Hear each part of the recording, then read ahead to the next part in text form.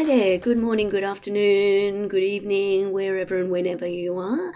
It's Monday morning, the first day of the second half of the semester, and we've finished the grading. And before I release the results, I wanted to just put together some overview feedback so that when you get your results, have a look at the feedback that is specific to you, which will be the most helpful source of what to do next. But also this overview feedback might put it into context for you.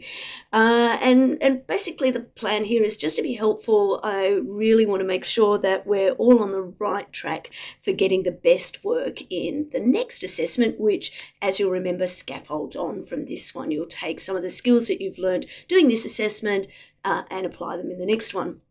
So it's great having a big class. We had so many different industries that we looked at. Many of you are interested in banking, as you can see, but health and healthcare, finance and financial services have kind of come out there, pharmaceuticals as well. So they tended to be the particular focuses, but a wide range of industries means that you're thinking broadly. It also means that you're able to apply this to things that you're interested in, which is absolutely fantastic. Similarly, we saw a really broad range of companies and entities. Interestingly, a number of you were interested in the AFP, which are the Australian Federal Police, which I found really interesting. There were a couple who also looked at a range of different organisations, but CBA and ANZ were definitely high up there. CSL we looked at a bit. In fact, on my word cloud there, CSL has kind of been separated out into CSL Bearing and CSL Limited. But again, a wide range of applications. So again, that makes me very happy. Excellent work. So this is what you really want to see, though, is what were the results overall. And again, I'm showing you the curve. Clearly, there are a couple of people who haven't submitted, so that's what the NN is.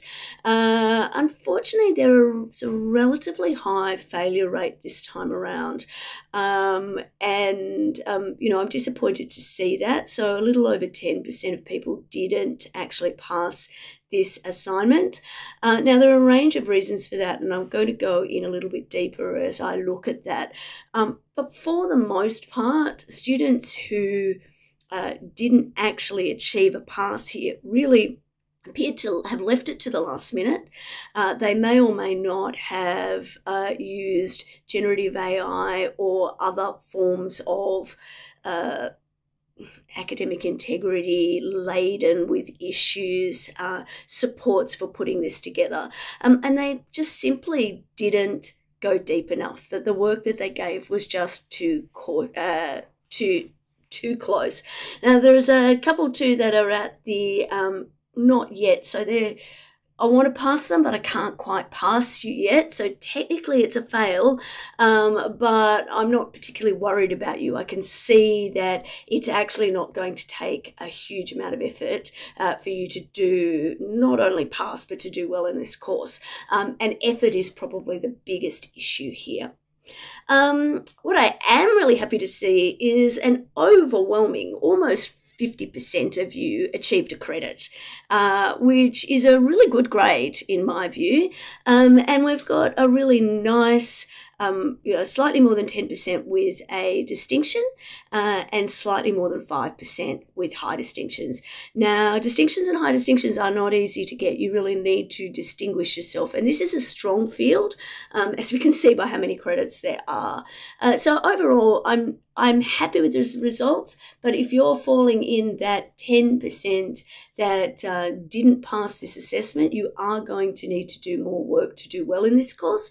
And I'd strongly recommend that you have a good look at the feedback that you've received. It's designed to be helpful. Now, with a couple of those, one of the reasons why they are so high is because of the academic integrity issues, and you'll hear more about that in due course. When I say you, I mean the people involved in that. Clearly, I'm not going to tell everybody else what's going on there. So we saw a couple of patterns that I thought were worth sharing.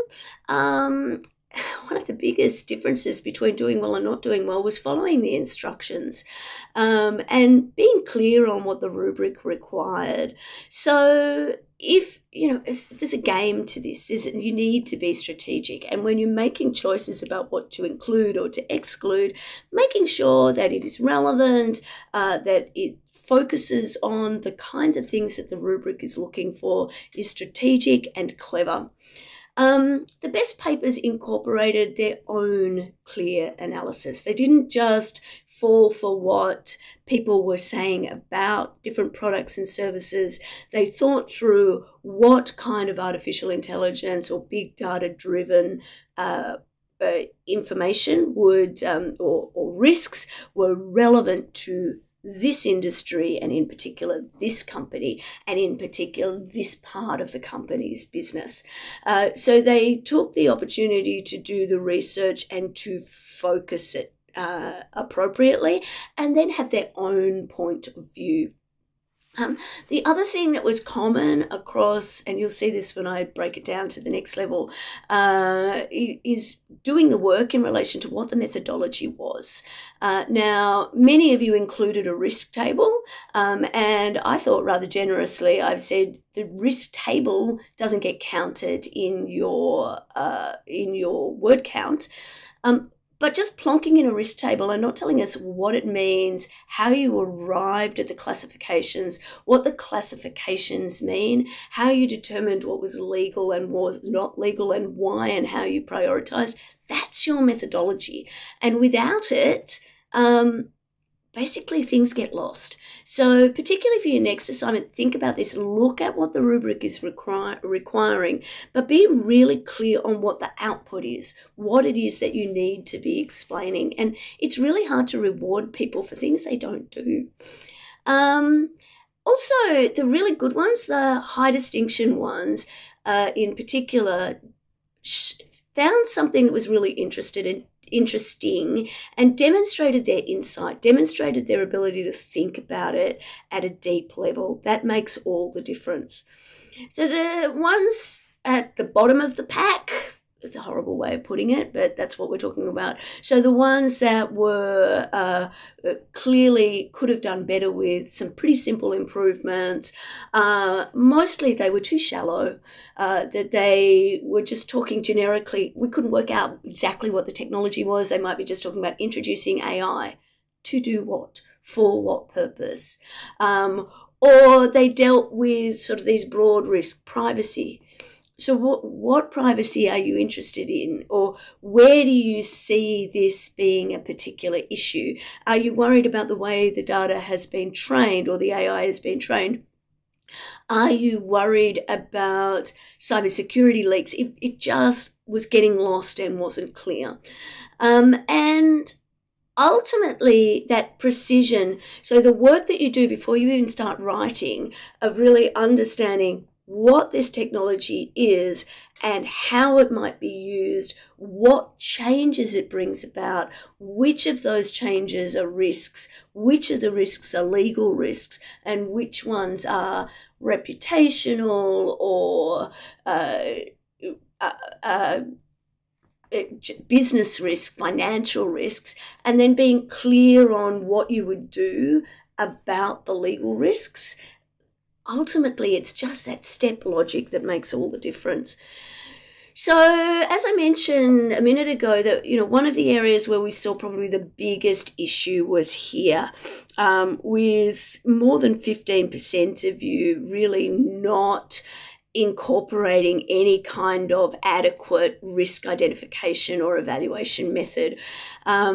So again, with the next assignment, look at what the requirements are and be clear that you incorporate them. Now, look, if we could find it, we found it, right? And you can see actually we've got nobody in the fail. We did what we could to see that you had done something, but you haven't articulated it in a way that means that we can reward you for it. But as you can see here, with well over 15% getting high distinctions in this category and over 20% getting distinctions, and again, close to 30% getting credits, most of the ones of you who did this did it really well for the most part.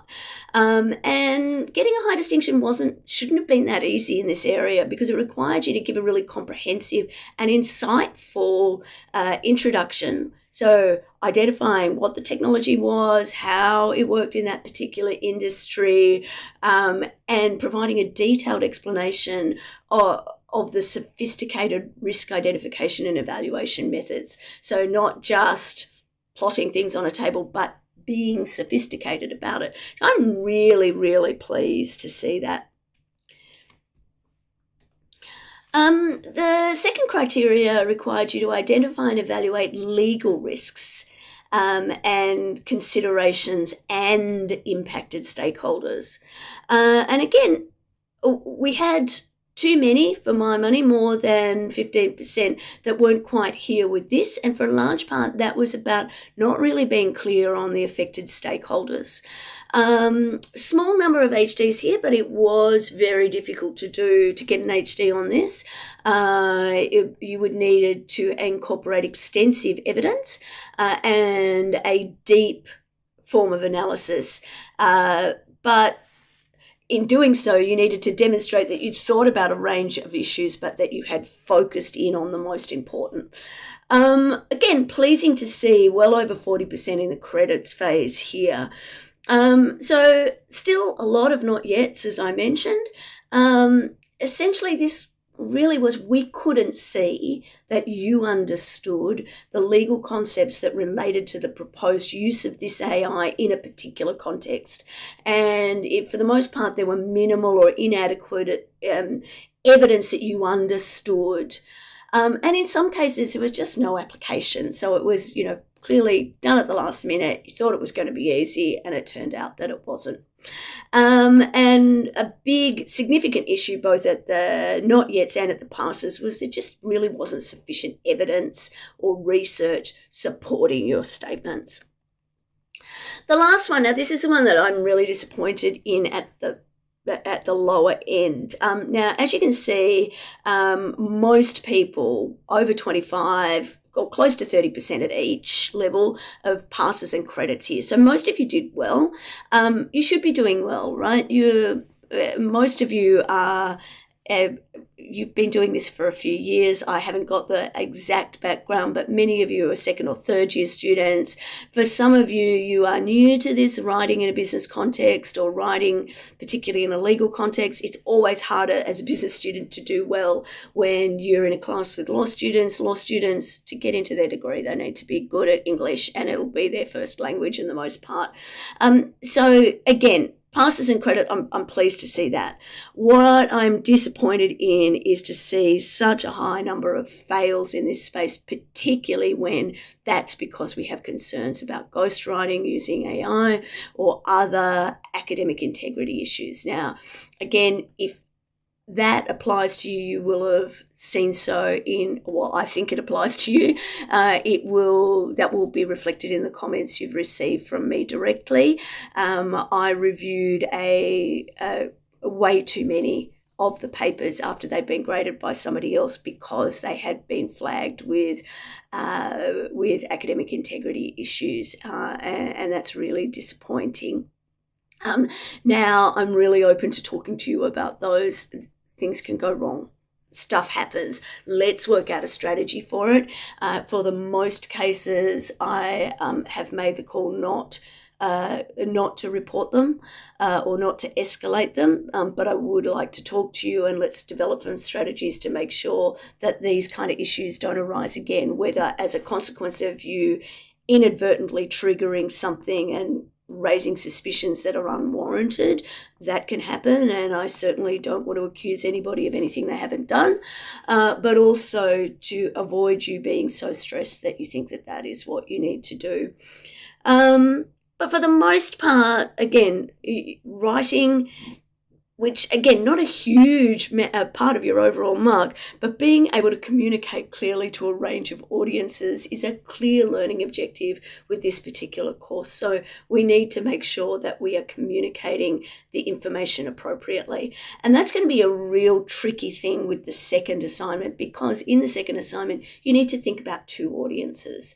You need to be able to write the speaker's notes to prepare the information for your boss, who is senior to you, who already knows a reasonable amount about what's going on. You can work on the basis that they are an intelligent and interested person. You're not writing a script for them. You are writing speaker's note to help make sure that they understand the logic and the process and everything makes sense to them.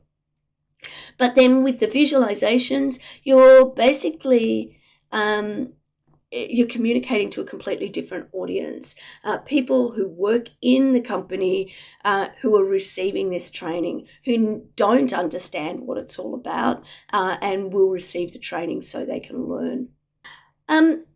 As always, questions, concerns, frustrations, suggestions, we're here to help. And please, many of you will have had your papers graded by somebody who is not me. I have looked at a range of them. I've moderated them all. But in the first instance, if you have questions or concerns about your paper, come to me first. There's no point in contacting the graders directly. That's not how it works. But yeah, look, overall, I've said my piece about the ones I'm unhappy with, but overall, I think I learned some interesting things about some interesting companies in some interesting industries, and I'm really looking forward to seeing where you take the next assignments. Cheers.